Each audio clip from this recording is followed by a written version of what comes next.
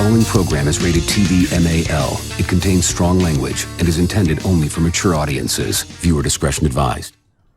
So when you're busy prioritizing the most essential things in your day-to-day routine, I was downstairs sitting in front of the computer masturbating. it just dawned on me, for the red chariot, the winter's coming up, and I'm told that it's going to be very vicious and violent. I mean, not so much as the snow, but we're going to get a lot of bitch slaps from Canada with the polar vortexes. And I don't know about you, but the weather is kind of, well, it is getting to be that time of the year, so we got to get prepared for it. So if you haven't quite noticed, because I rolled the fucking thing out of the garage, it's getting the carbon blowing out of its top end with some ATV fluid. It does the job. I'll get more involved with that a little bit later. You know, just like a whole list here. I just got to check mark off, you know, top to bottom, you know, get that all sorted out. So I just blast a bunch of ATF down its throat and out through its asshole. Now I'm going to do the coolant to make sure that's good for -40, because Minnesota winters are no fucking joke. Make sure the tires are good, the oil is good, etc., etc. Make sure this thing can make it into 2022 in one piece. Well, let's hope. You know, I still got the Valdez as the B car, even though I'm still working on it. And this guy's the A car, but anyhow, we'll get it, make sure it'll make it into 2022. Now, the thing with ATF is, it's meant for your transmission, automatic transmission fluid. Or alcohol, tobacco, and firearms if you want to be cute. But basically, ATF is like a detergent. It acts like a detergent. It cleans shit the longer it sits in one place. So just dumping ATF down, not the carburetor, which you could, but I just did the intake port with a vacuum line. Just let it sip on it. And just, you know, rev the piss out of it for, I don't know, 10-15 minutes. Yeah, you know, this car's been doing a lot of city driving and idling, so I want to blow some carbon out. ATF does a good job of that. It's good to do that every once in a while. You know, it's Uncle Bucking in it.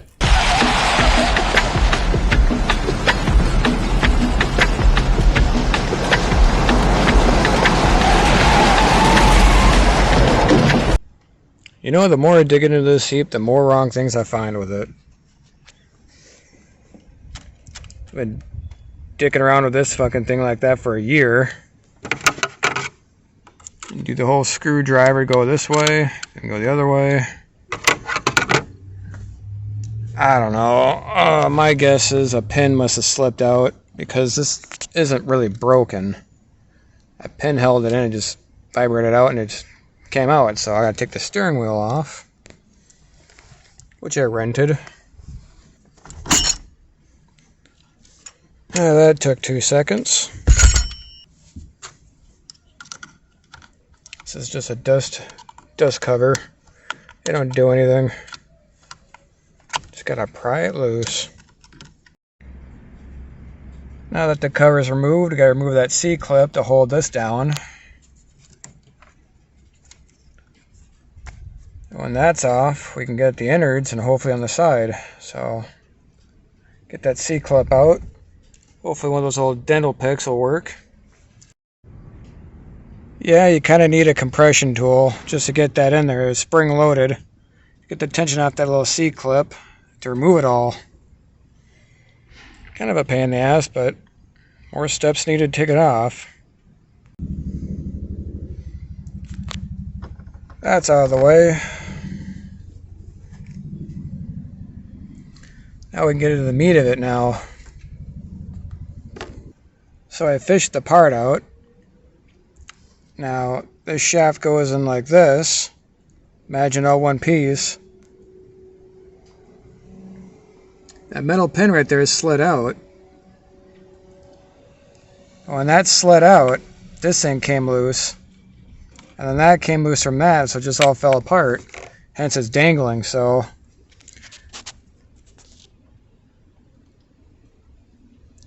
you gotta slide that back in there and put a little bit of JB Weld, not a lot, just a little dab.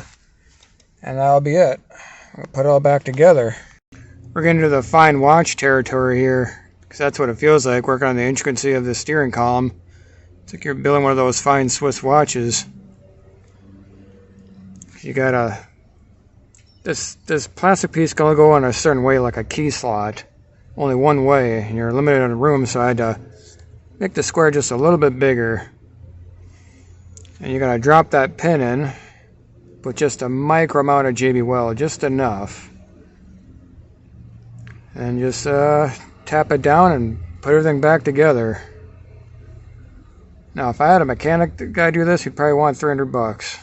Doesn't seem like a big job, but it's very intricate, tightly compact, and you gotta work with like a whole bunch of tools. So I saved myself some money. So let's finish this shit up and keep going on with the list.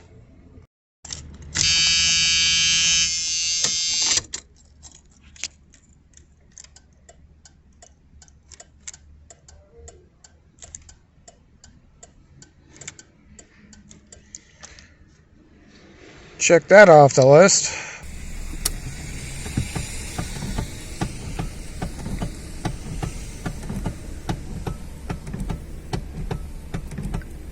Fuck. You know, it should be your ass that needs one thing to wipe, not a windshield. So let's get that fixed and made to be the way it's supposed to be. We have dual wiper function. Because this just ain't cutting it. Oh man, old habits die hard. But when you're cheap, you gotta make certain decisions.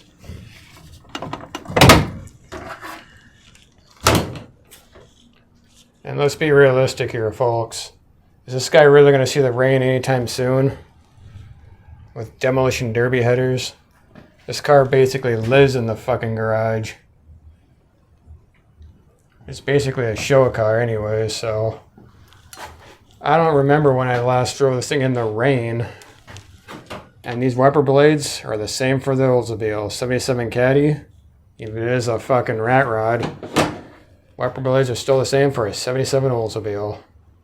You just pull the tab to expose the splines and just match one side for the other.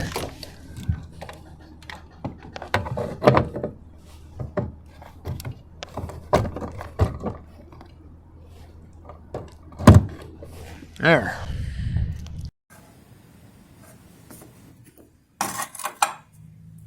Well, I guess we gotta add one more thing to the list. I gotta flush out the cooling system. Because when it looks like, I don't know, when you eat a whole bunch of macaroni and cheese and you add a lot of butter to it, and 2.5 days later your stomach feels hot, and you have to, your asshole feels a little wet, and you have to run to the bathroom and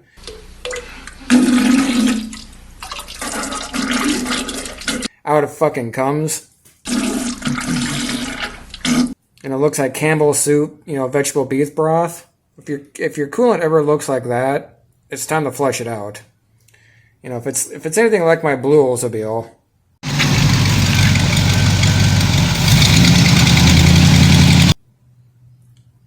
Well, let's flush it out before it gets to that point. Because, you know, that's just not good.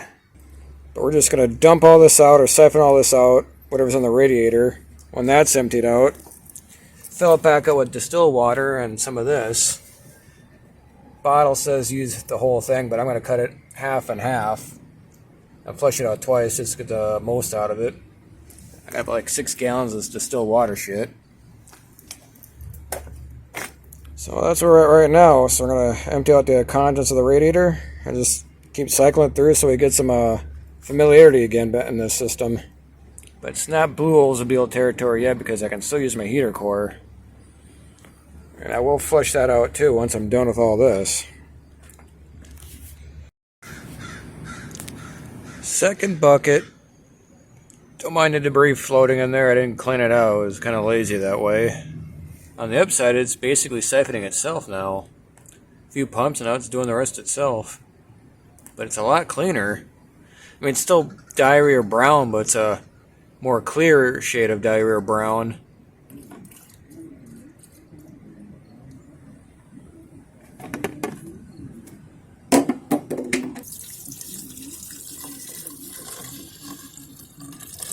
Well, this is just going to eat up 1 gallon right off the bat. For those that don't really understand water and why you want to use it for flushing your coolant, in the sense of distilled water versus whatever you get out of your fucking tap. Distilled water is basically pure in the sense there's no mineral contaminants into it. You don't want that inside your motor because it basically can contaminate the inside of your engine, if you can believe that type of shit nonsense.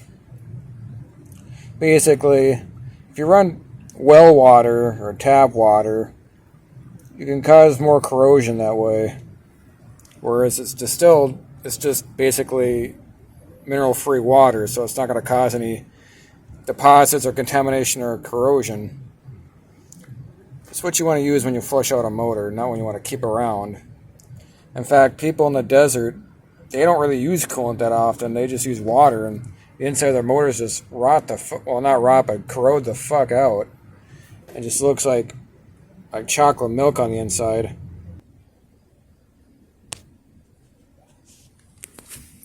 I just turned the car off about 5 minutes ago. Still over 200 degrees. I don't want to fucking wait. Yeah, it was fucking hot. Nothing but water in there at this point. I'm gonna start siphoning off, this round. See how clean it is, and start adding antifreeze back into it. See how clean this looks. It's in siphoning mode now. That's what we want to see. Took a few tries and a few gallons later, but that's clean as you can make it.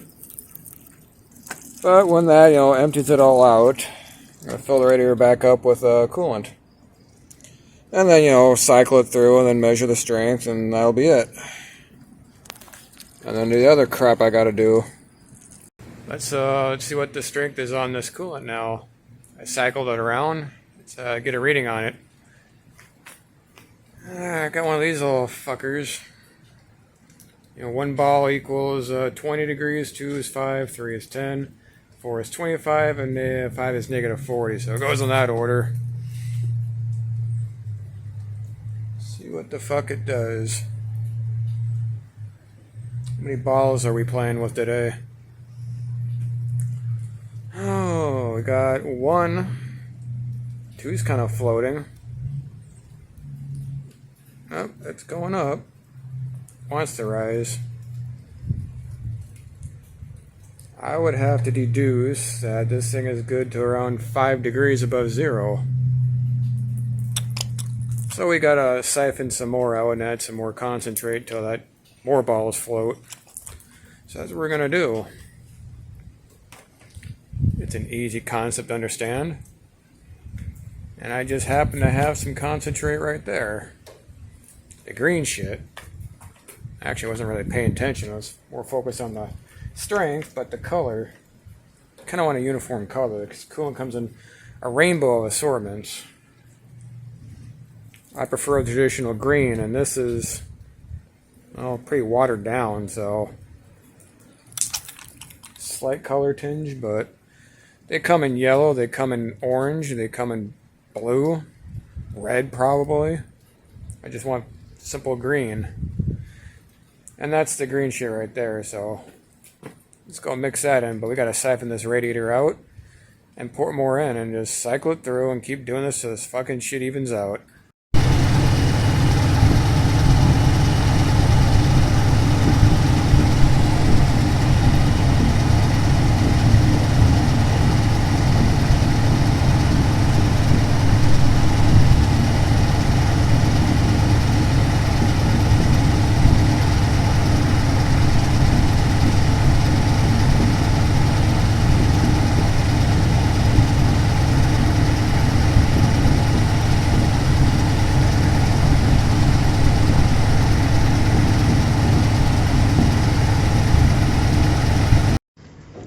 Well, I'm going to inspect some of the spark plugs here. Got one of the easiest ones so far. Got it loose. See what it looks like. Inspect it.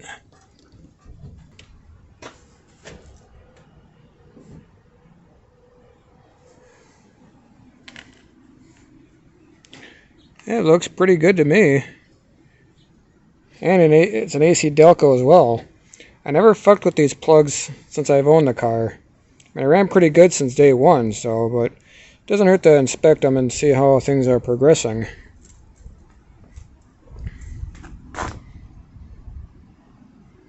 I need some contrast here.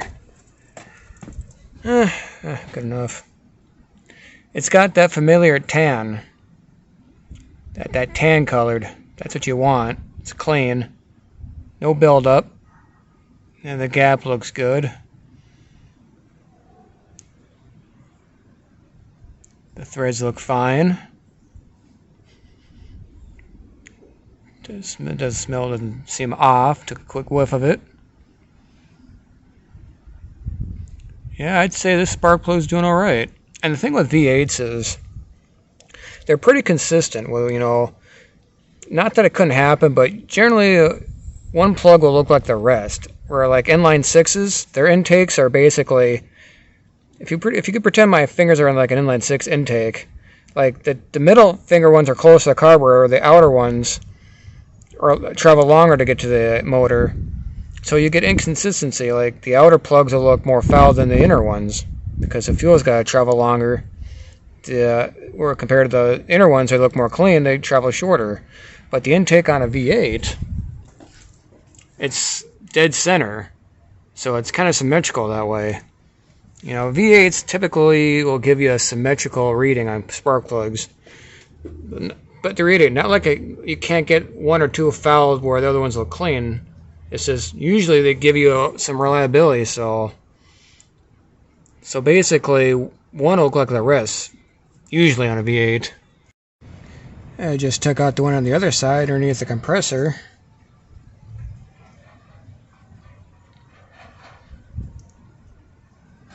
I gotta get some contrast here again. It looks just like the other one, I told you. You'll get some consistency with V8s, just because the carburetor is centered in between all the spark plugs. So the air-fuel mixture travels about the same length from cylinder 1 through 8. Not 100%, but you know, pretty damn close. Not like an inline 6, for example. Relatively the same for condition and quality. Heat range looks fine. I know it's kind of blurry, but heat range looks acceptable. Oh, I just, not only did I alphabeticalize it, I also numbered it by the cylinder, so each plug wire will say A whatever number next to it, or B whatever number next to it, like this, F7, D6, etc. Then I took a picture of it. That way you can't miss. Let's inspect it now.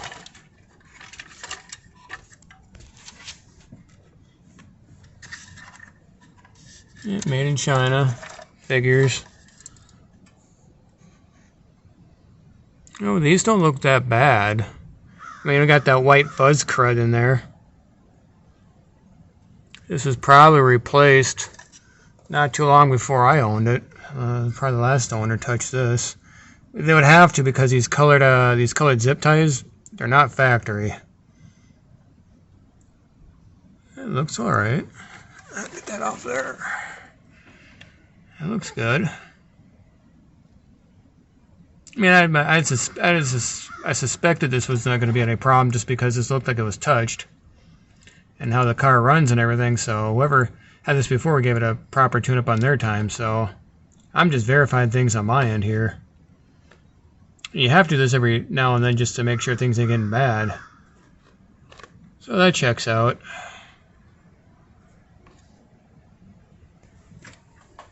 I mean, this doesn't look that old even. A couple of years maybe, if that.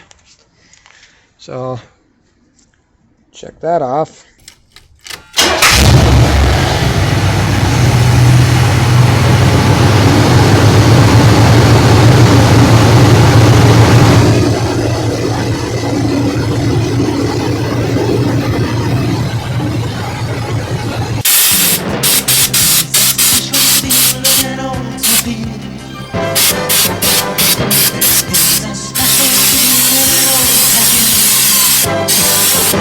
Remember what you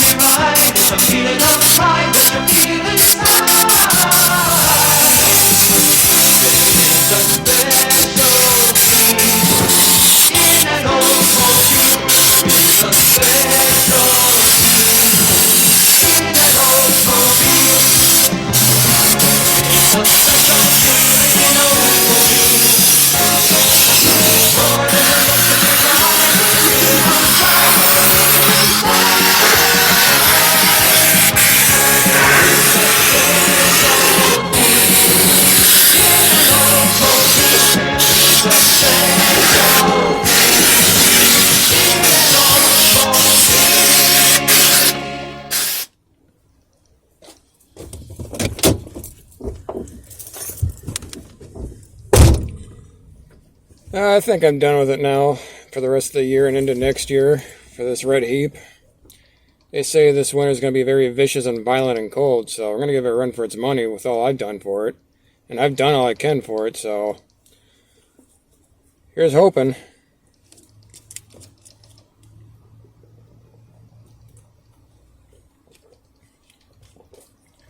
Oh!